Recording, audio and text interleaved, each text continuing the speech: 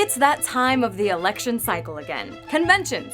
And yeah, recent conventions haven't been all that exciting, especially considering that each party pretty much identifies their candidate long before the big event. But it hasn't always been this way. Here are 3 of the craziest conventions in US history. The 1924 Democratic National Convention was coined as the Klan Bake. That's because frontrunner William G. McAdoo had the undying support of everyone's favorite hate group, the Ku Klux Klan.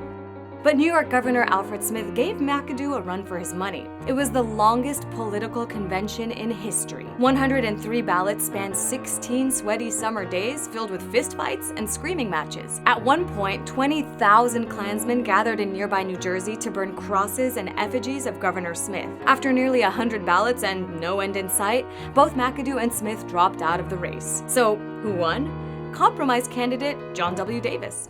At the 1952 Republican Convention, old guard conservative Robert A. Taft squared off against a more moderate Dwight D. Eisenhower, aka Ike. Ike said he'd been steamrolled by Taft in the southern states and that his delegates were frauds. Taft and his supporters fought for his delegates to remain, but lost, giving Ike the advantage.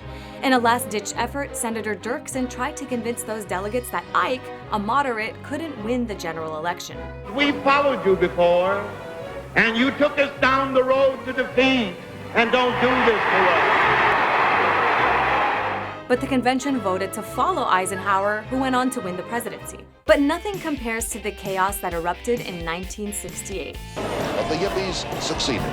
They got their confrontation.